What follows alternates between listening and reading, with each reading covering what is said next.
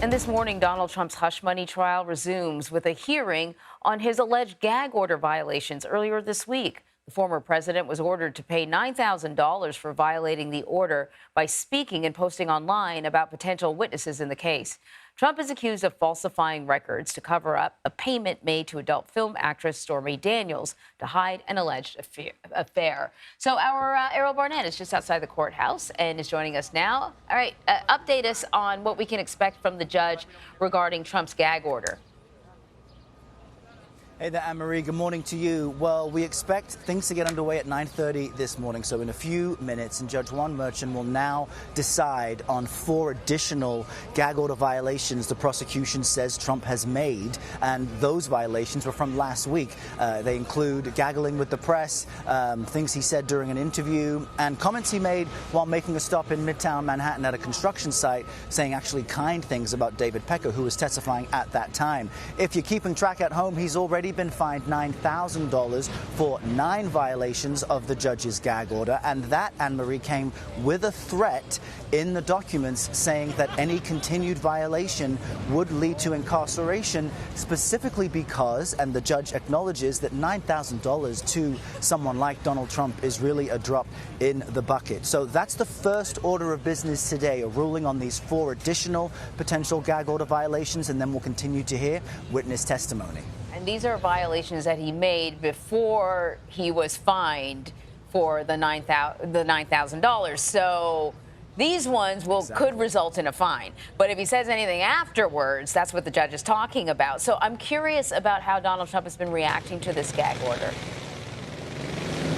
Well, he had some time to campaign Wednesday, and he railed against the trials against in general, excuse the noisy New York streets behind me, but he did make some posts to Truth Social this morning that we can bring up where he alludes to this judge. He says, quote, "We cannot let this radical left, corrupt, and highly conflicted New York Democrat judge interfere with the presidential election of 2024. Now, he doesn't specifically refer to which judge that is, but this is the criminal trial he's facing right now, and this is posted, just a few hours before the judge will make a determination on last week's additional gag order violations. Of course, Donald Trump is frustrated at this and other legal challenges he faces. He says as much on the campaign trail. Yesterday, he said these trials against him while at a rally, he said were BS, but he did not abbreviate. The crowd, of course, pro-Trump supporters who loved that. So his frustration is evident,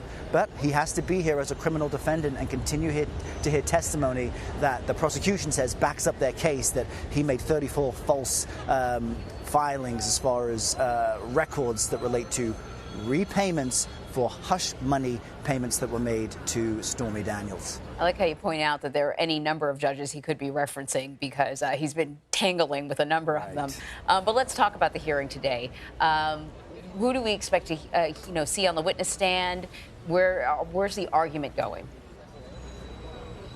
Well, as folks should know by now, the prosecution keeps the witness list close to the vest because of potential harassment. And the hearings Tuesday ended with Keith Davidson, who was a lawyer representing both Karen McDougal, the Playboy model, and Stormy Daniels. $150,000 was paid to Karen McDougal via AMI, the National Enquirer, to buy the rights to her story and effectively silence it. $130,000 was paid via Michael Cohen to Keith Davidson to Stormy Daniels. So we'll continue to hear testimony from him, and we cannot report details that we know at the moment until it's public, but we understand the next few witnesses should be more custodial witnesses who confirm some dates, times, and amounts. We don't yet know of the next star witness, which include a lot of the key characters we've been discussing.